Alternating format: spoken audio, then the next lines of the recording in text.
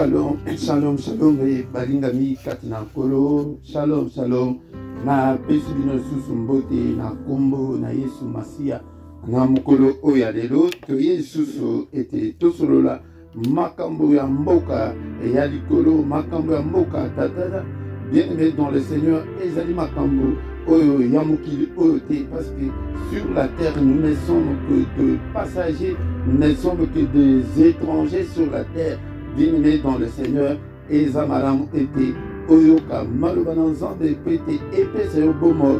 C'est la parole de Dieu qui peut nous donner la vie, bien-aimé. Ce que Boyi Lobananzambe, Ndekonangai, Okokola te, Okomona, Moné Nanzambe te, Okede Musikate Nanzambe, Yango, Namkol Oyalelo, Toyeto le village sous Malako Nanzambe, Toyoka, Malubananzambe, il est écrit qu'au commencement était la parole était avec Dieu et la parole était Dieu.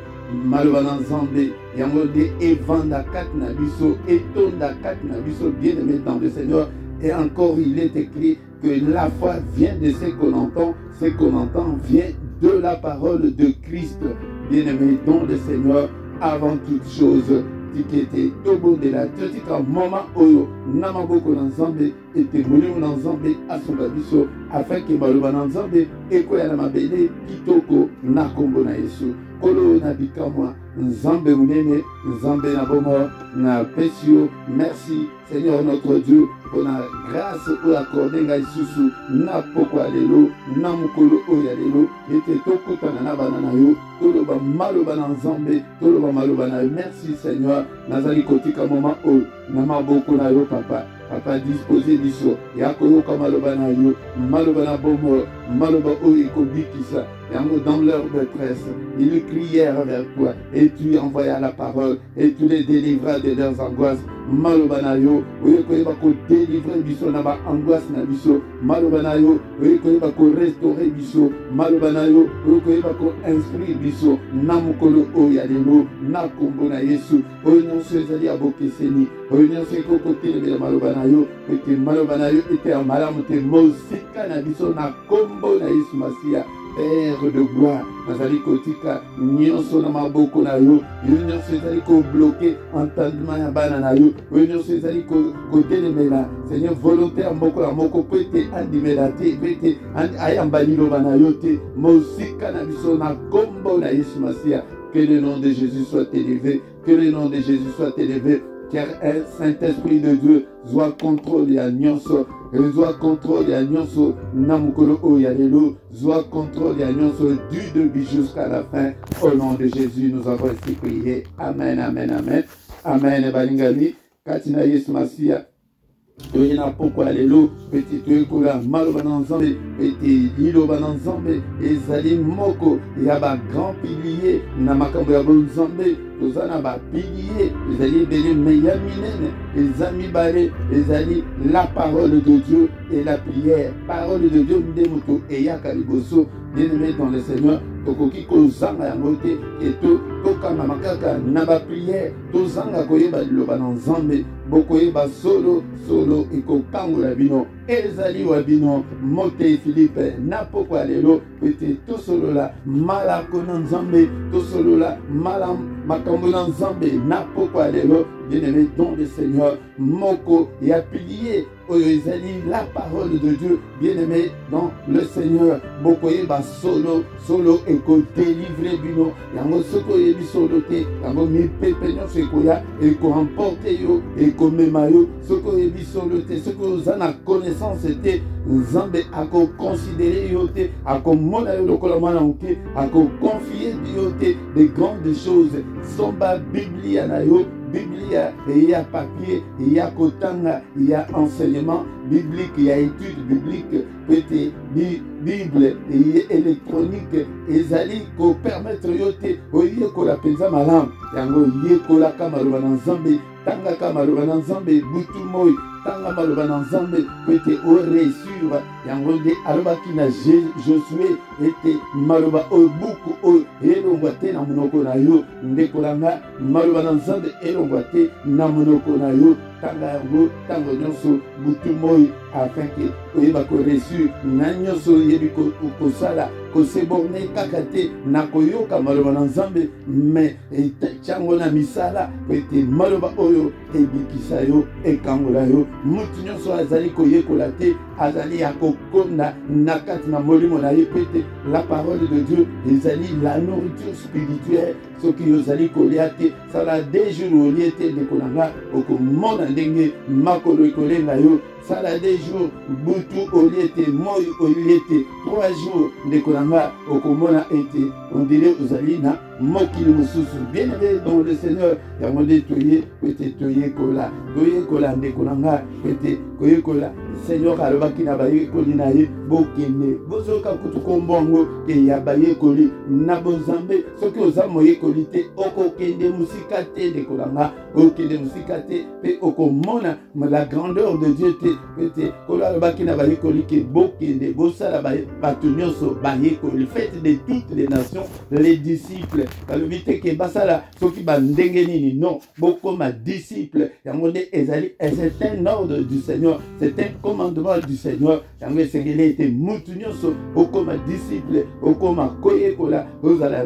na bakaye na yo ozala na ba étude biblique oluka oyekola oluka oyeba liloba na Nzambe. Yango nkolo ye moko alobi ete peuple na ngai ezali détruit mpona kozanga koyeba ndeko na ngai na kozanga koyeba yango nde ozali détruit. Mais si tu as la connaissance suffisante de la parole de Dieu okozala inébranlable okozala okoningana ningana te mais okozala oya kotelema ete ovandi na kati ya parole de Dieu parce que la parole de Dieu ezali Nzambe ye moko. Soki oboyi liloba na Nzambe eli koloba oboyi Nzambe ye moko car il est écrit au commencement était la parole était avec Dieu et la parole était Dieu.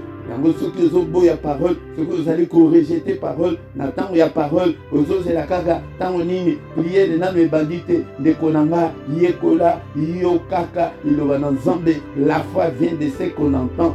Foi wana bien aimé dans le Seigneur bato bazokanisa kaka foi kaka ya bonzambe. Foi mosusu ezali foi ya mabe yango nde mutu oyoki makambo mabe etindi yo mpe na makambo mabe yango oyokaka nini. Foi ezali kaka foi ya makambo ya bonzambe kaka te peut-être tant bato bayokaka la foi vient de ce qu'on entend. Ce qu'on entend ezali nini nini ozali koyoka wana ekopesa yo mpe foi mosusu ya mabe ke okende kosala mabe. Bien aimé dans le Seigneur mais soki okoyokaka maloba ya Christ yango nde okozala na foi chrétienne. Bien aimé dans le Seigneur tobandaki koyekola comment aimer Dieu de tout son cœur.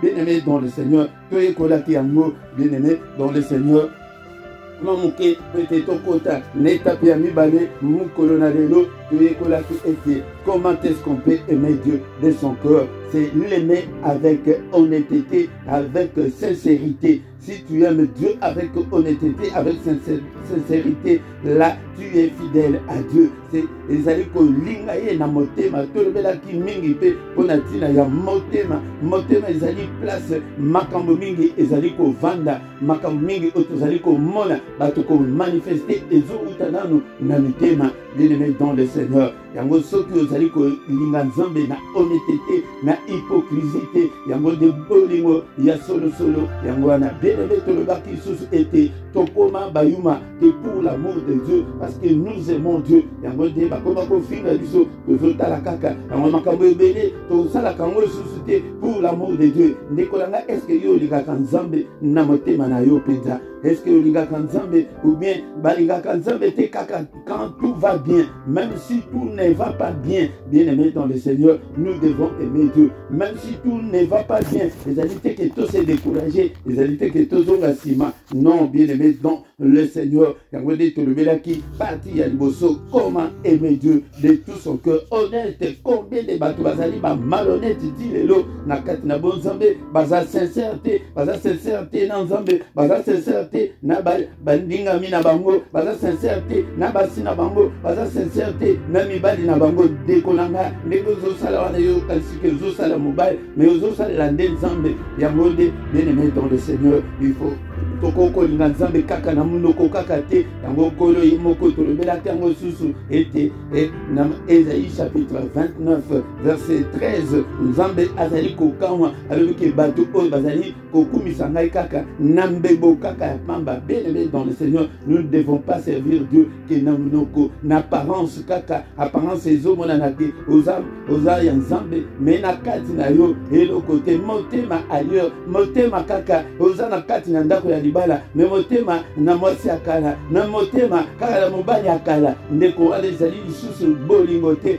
Bien-aimé dans le Seigneur, un jour, bien-aimé, quelle attitude à adopter? Comment est-ce que nous devons adopter notre bonne position et à conserver les âmes? Jour moko on a bandeko bayebi Belgique malam na kati ya matonge ezali na métro moko na banda ko bima na galerie ya matonge ko te na ke de métro mais na kokende na ngai na moni mwana mwasi moko azoloba na telefone bandeko na biso kaka ya lingala alobi azoloba na mobali wana nayokaki bien po ete ezalaki azoloba na lingala mpe mongongo makasi ndeko na ngai totala position oyo esengeli ete tozala nango. Mwana mwasi wana abandi koloba na mwana mobali wana yo nani apesi yo numero na ngai ya telefone oyebi teke ngai na bala na ngai komeka susu te kobenga ngai komeka susu te kobenga ngai nasi na bala mbala suka obenga ngai kutu nazobloke yo na telefone na ngai kobenga ngai susu te na bala. Bien-aimé, dans la position ya malan esengeli ete tout adopté mais biso tozali na ndako ya libala même otema na yo ailleurs. Bien-aimé dans le Seigneur, exemple ya mabe ya lolenge boye ezali ebele yango nzambe azomona ke biso mitema na biso ezalaka epai na ye te. Mitema na biso ezali na mabala na biso, mitema na biso ezali na baproblème na biso, mitema na biso ezali ailleurs, mitema na biso ezali na mbongo, mitema na biso soki kutu baniati kote mbongo wana peza omoni ke obwaki bozambe. Bien-aimé dans le Seigneur, yango de makambo tolobelaki na parti ya liboso vraiment tokoki kolinga nzambe te kaka na munoko kaka te. Alléluia. Bien-aimé dans le Seigneur, alléluia. Yango tolobelaki ete nzambe oyo linga ye na motema pesa ye motema ndeko langa pesa motema epai na nzambe ete nzambe asalela yo na motema mabe. La Bible nous dit que heureux ceux qui ont le cœur pur car ils verront le Seigneur. Heureux ceux qui ont le cœur pur car ils verront le Seigneur. Okomona nzambe soki oza motema likundu soki oza motema mabe okomona nzambe te loboko na nzambe kozala likolo na yo te na bafere na yo okomona nzambe te na bana na yo okomona nzambe te na foyer na yo okomona nzambe te. Yango soki ke nzambe azali te na bafoyer soki yesu azali te na kati na bafoyer yango nde bafoyer mungula azali kosakanela biso kopanza mabala kopanza bafamille yango mpona ni po ete tozolinga nzambe te na mitema mibimba soki olingi nzambe na motema mobimba okomona ye. Heureux ceux qui ont le cœur pur car ils verront le Seigneur. Matthieu chapitre 5 verset 8. Bien-aimé dans le Seigneur, yango de ezali makambo otolobelaki parti ya liboso mpona kolinga nzambe. Il faut adopter une bonne attitude de chercher Dieu de tout notre cœur. Bien-aimé dans le Seigneur, il faut le nzambe na motema na mobimba na profit kaka teke opambolama okamulama yango te. Bien-aimé dans le Seigneur, mais tolinga nzambe na motema mobimba. Lelo balinga mikati na nkolo tozali continuer na enseignement oyo lelo tozobandela na enseignement comment aimer Dieu de toute son âme. Toko tanga susu maloba na nzambe tokotanga lisusu maloba na nzambe oyo ezali na mukanda ya Marc chapitre 12 verset 30. Marc 12 verset 30. Bible elobi na biso: tu aimeras le Seigneur ton Dieu de tout ton cœur, de toute ton âme, de toute ta pensée et de toute ta force. Yango nde soki mpe ntango epermettre okoki kosilisa yango mokolo oyo ya lelo. Mais soki epermettre te partir ekotikala tokoya kotanga yango tokoya koyekola yango nsima.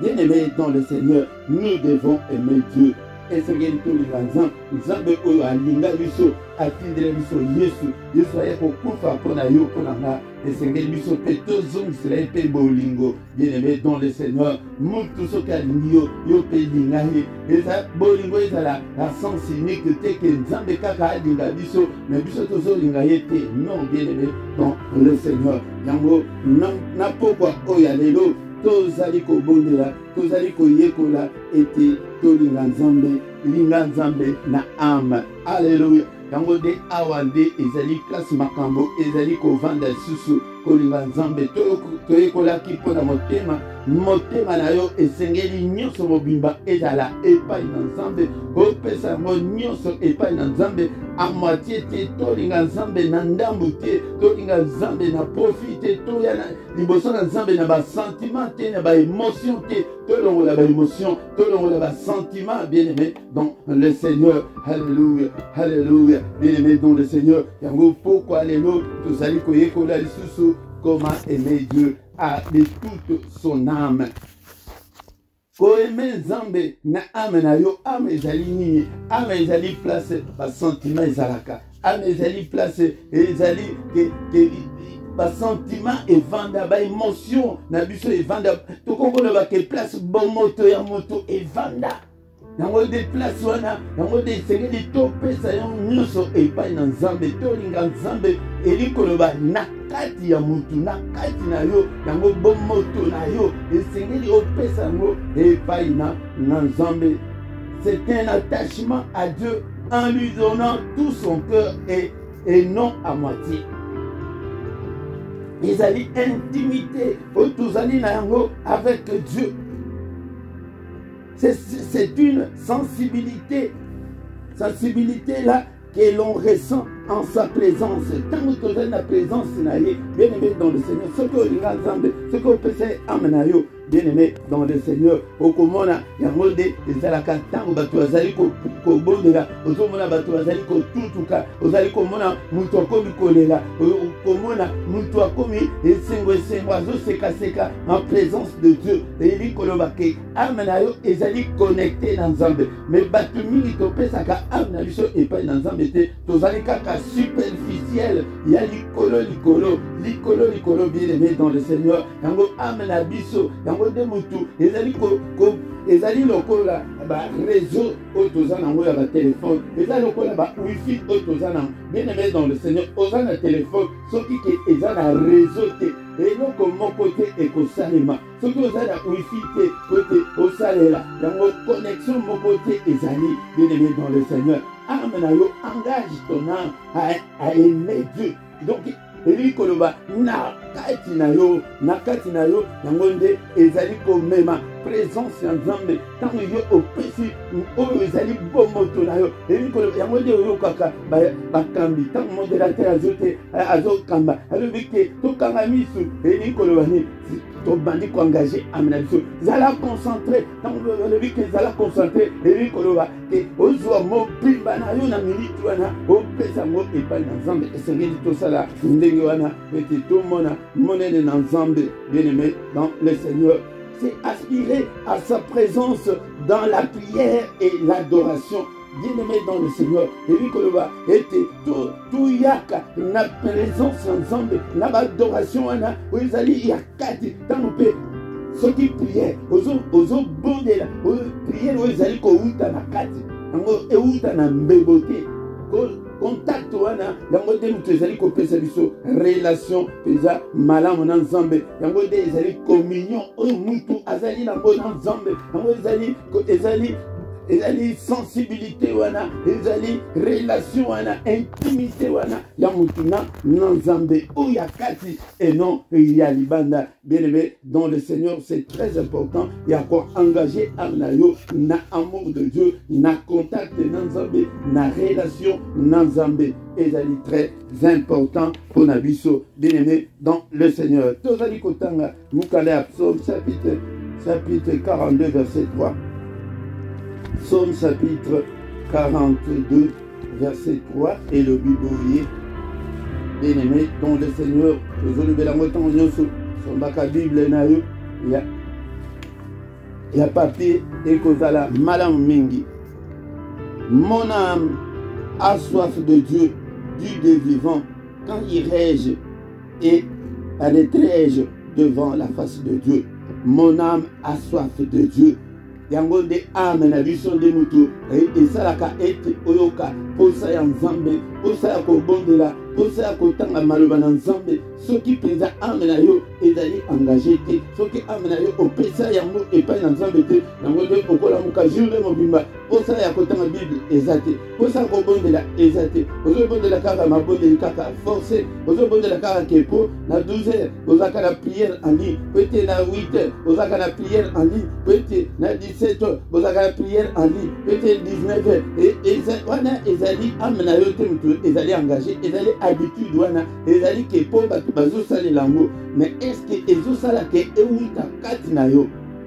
Yango to engagé âme na biso epai na nzambe. La soif de Dieu, bien-aimé dans le Seigneur. Soki ozana soif wana te, bien-aimé âme na yo nano ekutani te na nzambe. Âme na yo ezana ezopesa connexion wana te, wifi wana ozana ngo te, bien-aimé. Yango tika te na lobela yo na langage moderne, parce que Christ a peut utiliser l'exemple, il y a simple pour que tu vas comprendre ni na banda koloba wifi doit réseau, il y a téléphone na yo, bien aimé dans le Seigneur. Yango c'est ko ya aimé zambe na âme na yo ezali lokola réseau ya base, ezali lokola réseau ya proximus, ezali lokola réseau n'importe quel réseau na pays au bino bozo vanda ndekolanga. Yango surtout aux na réseau te ozala na téléphone, mais moi ça là ezate ozana yo na téléphone, mais wifi ezate,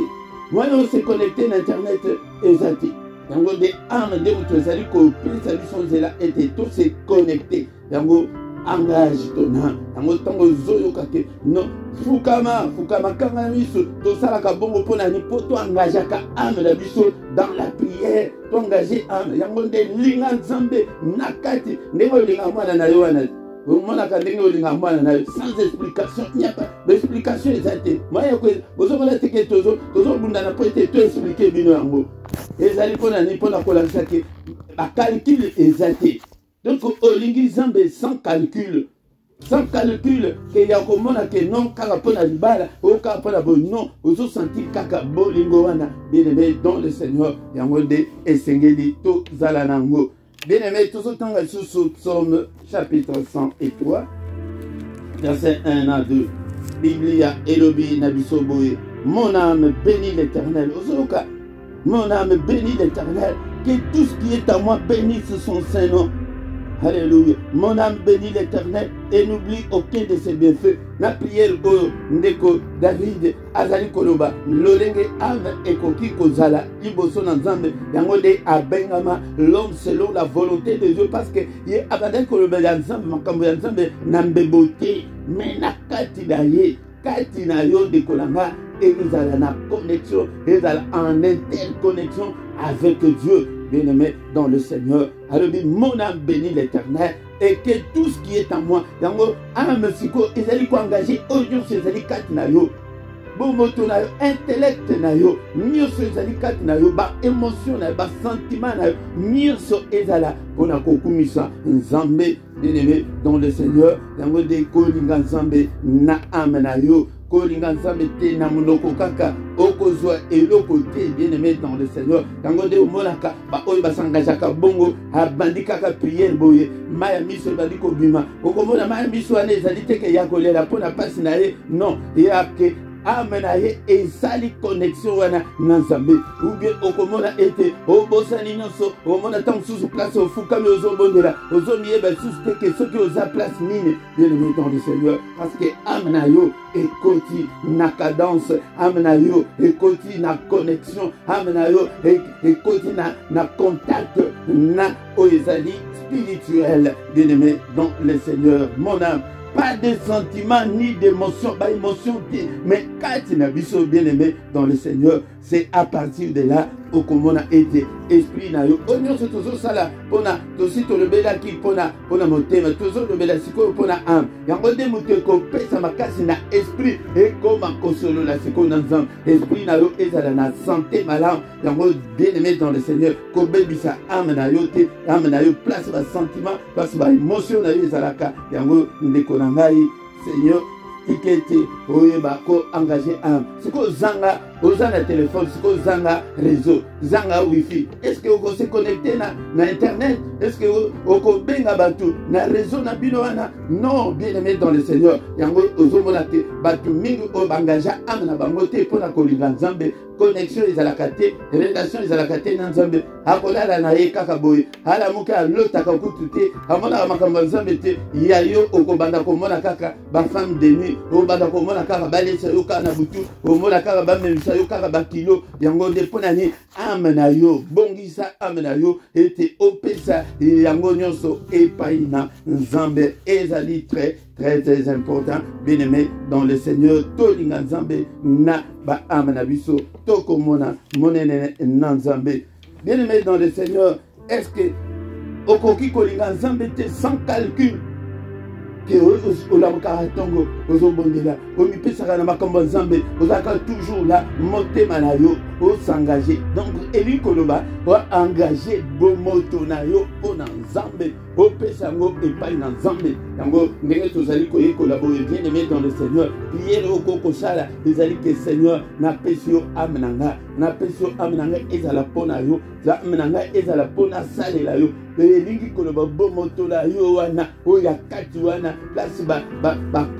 place ozwaka badécision wana yango nde esengeli opesa yango epai na nzambe place ya badécision place ya baraisonnement na yo place ya bomoto na yo yango nde place ame na yo ezali kovanda bomoto ya moto yango nde ezali epe difficile ya koexplike yango na lingala parce que c'est ezali ame ya mutu nde mutu ezali kosala ete aloba azala na santé azala na humeur malamu azala akanga elongi bomoto wana yango nde oyo akati mutu esalaka bongo tolobaki ete bien aimé dans le Seigneur tozali kokende na enseignement oyo ete nzambe asunga ete tosilisa toyekolaki nano kolinga nzambe na motema avec honnêteté kolinga nzambe sans hypocrisie kolinga nzambe olingi ye kaka sans explication ndenge mutu mosusu olingi mwasi naza mabe me mpona nini ozolinga ye oza na explication ya kopesa te osi olingi ye kaka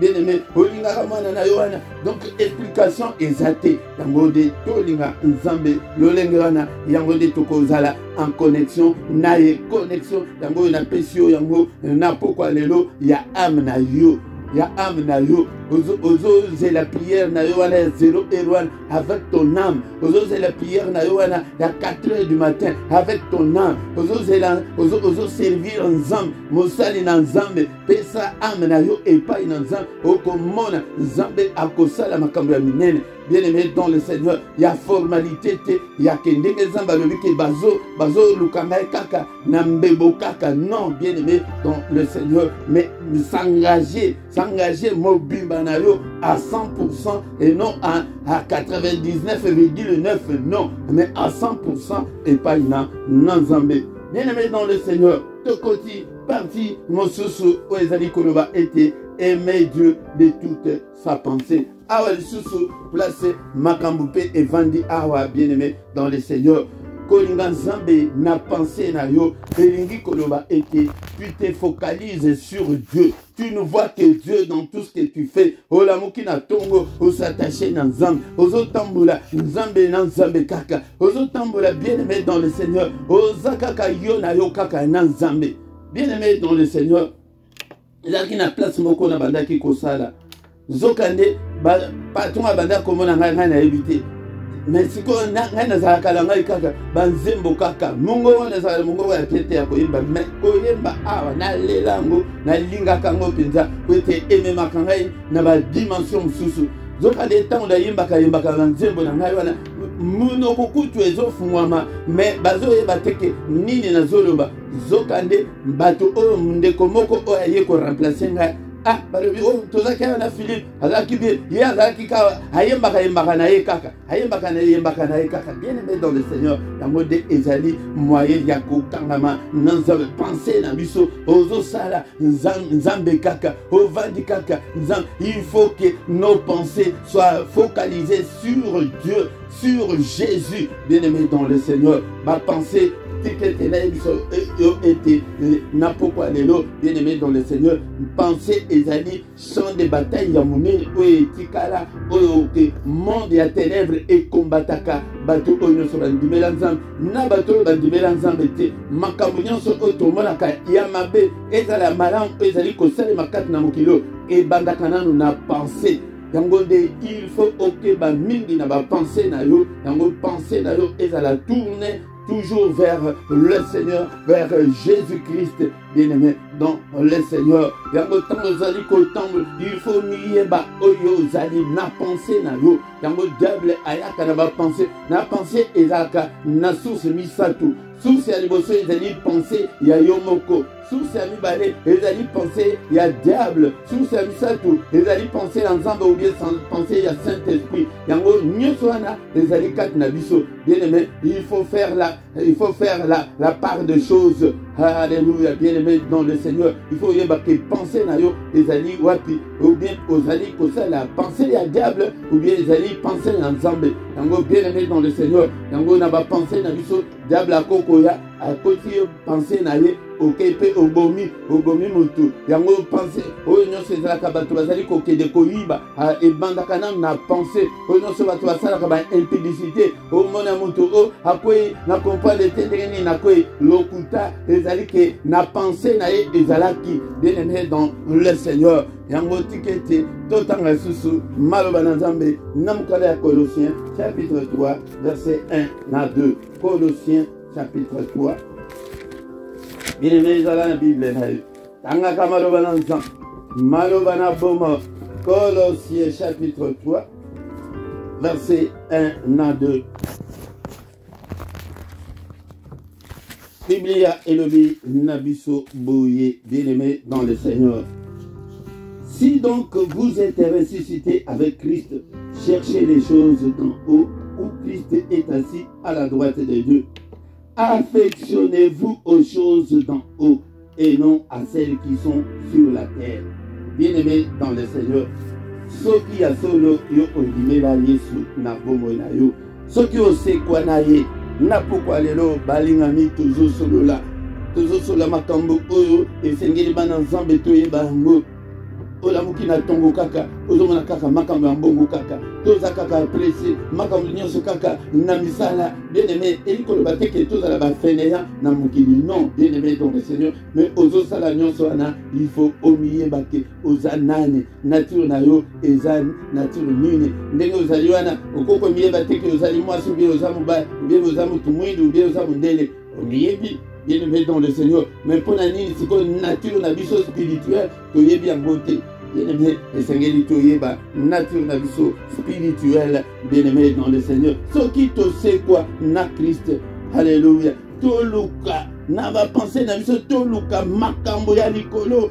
Bisika oyo Christ avandi na loboko ya mobali ya tata bien-aimé dans le Seigneur toluka makambo ya boko na likolo mokili oyo ekosuka ndeko nanga mokili oyo ekokufa nango tokoko il y a la fin du monde et là il y a aussi l'enlèvement de l'église okanisaka yango te makanisi na yo ezali wapi ezali kaka mbongo wana ezali kaka ba facture ezali kaka makambo oyo mobali na yo asaleli yo ou bien makambo oyo mwasi na yo asaleli yo tala diable aye kovanda nango bien-aimé na lobi ke ba pensée ezali place ya champ de bataille ya monene yango diable akoya amplifier makambo na ba pensée na yo moni sendenga sa natangi livre moko ya Rebecca Brown alobi bazalaki nanda moko na muninga na ye azalaki médecin akedeke msala muninga na ye azalaki na étudiante tala nteke diable abisaka bato mitu bien-aimé dans le Seigneur dans les pensées.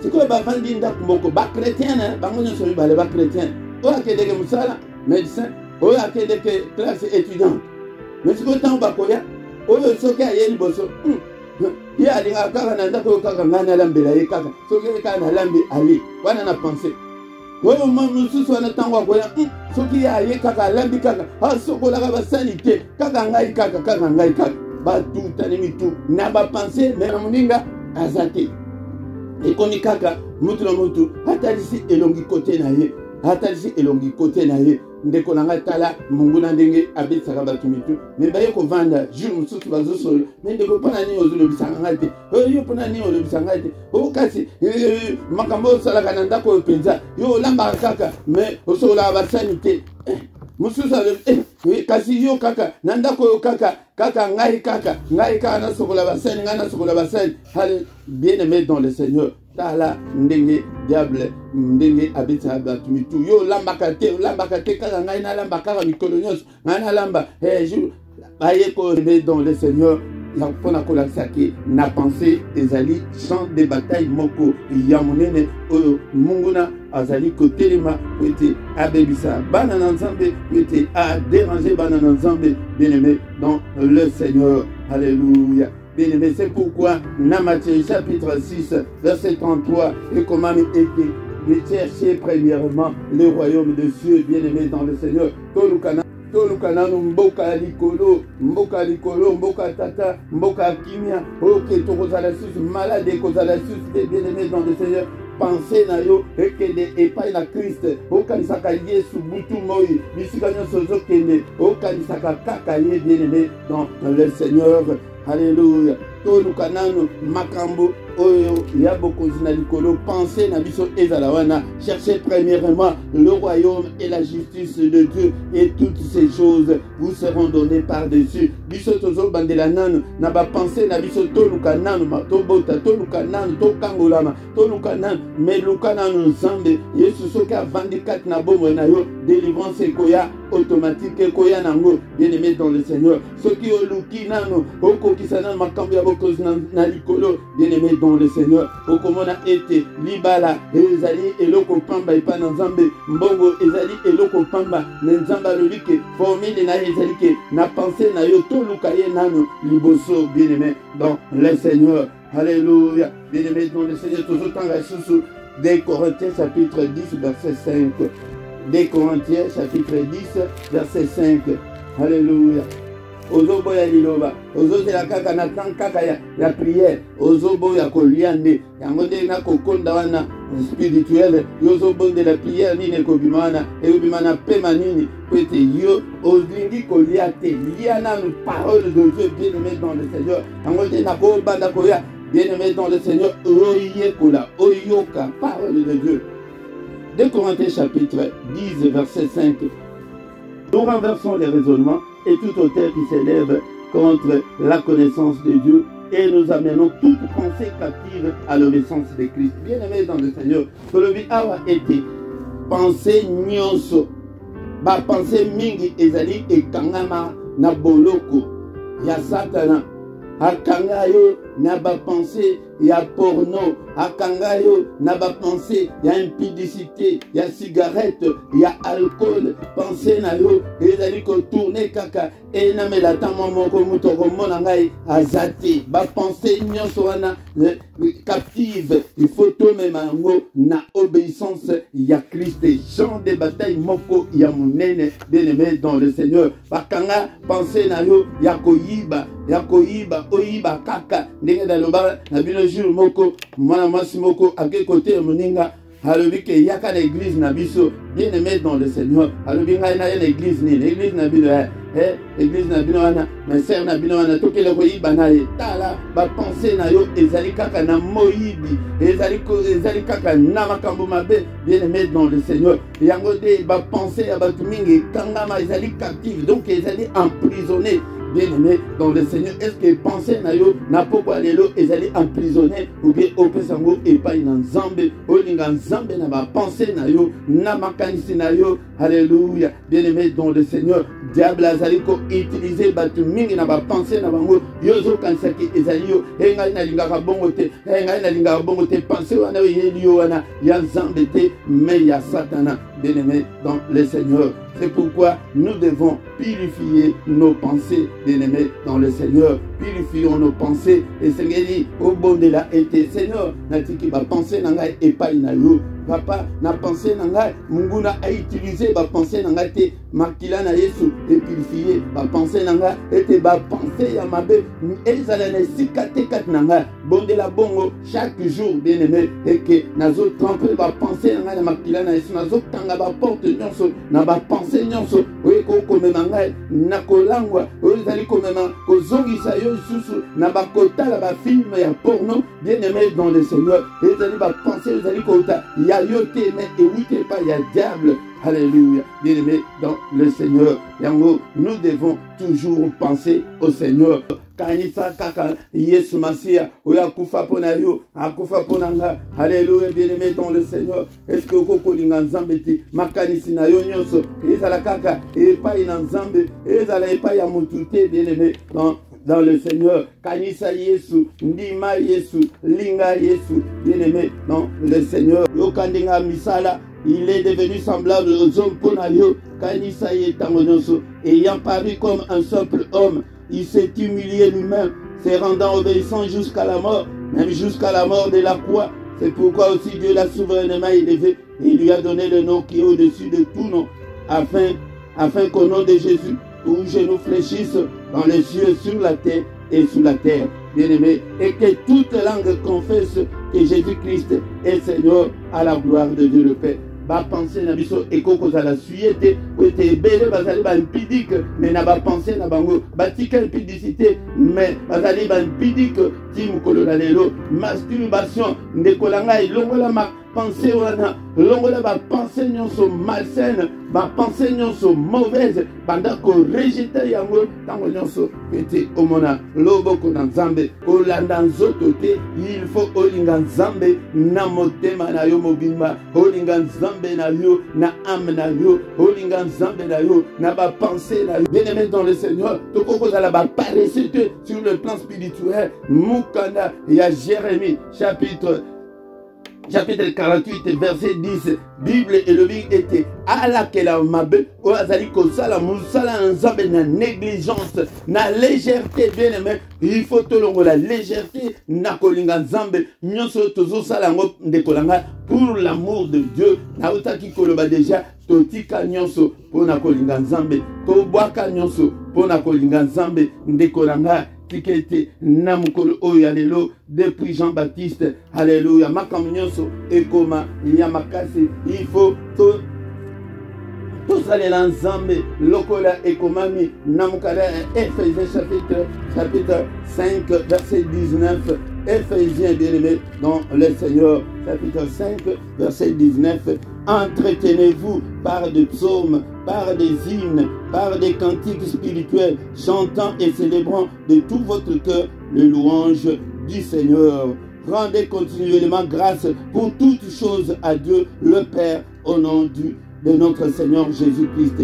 Bien-aimé dans le Seigneur, bien-aimé dans le Seigneur, il faut kolinga nzambe, il faut kolinga nzambe na âme na yo, il faut kolinga nzambe na pensée na yo. Comment un passionné de Dieu, comment un assoiffé de Dieu, comment un fou de Dieu, comment un passionné, alléluia, bien-aimé dans le Seigneur, Yangowana, Okomona était Nzambe, Akosala, Makambo, Yaminene, Nzambe, Akosala, Makambo, Akokama, Yangonde, Tosuki, Avalelo, bien-aimé dans le Seigneur, Temna biso ko linga nzambe na lingaye na âme na yo lingaye na ba pensée na yo telemaka na prière fukama bondela tanga Bible sala violence ngode loboko na nzambe ko sala katna yo que le Seigneur Dieu tout-puissant te bénisse et te garde. Que le Seigneur Dieu Tout-Puissant fasse luire sa face sur toi et qu'il t'accorde sa grâce.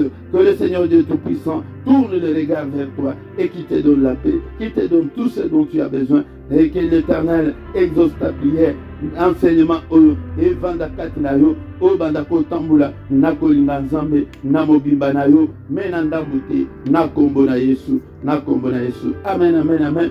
Bien-aimé dans le Seigneur, na pourquoi tozana prière il y a 21h nyonso tozana prière il y a ba famille tozana prière kozanga te na 21h tokutana susu na 21h afin que toyeba kobondela ensemble bona ba famille tokoma makasi nakati na ba famille na biso. Bien-aimés dans le Seigneur, partagez ceux qui n'ont s'abonner au s'abonner sala pe commentaire na commentaire na yo mutu susu akoki kobika ceux qui peut osana témoignage comment yango na rubrique wana ya ba commentaire yango des zambe akosunga yo okoki kobika mutu susu okoko sunga mutu susu kutu koleka motei yango zambe o apambola yo to monani na pokwa lelo na kombo na Yesu. Amen, amen, amen.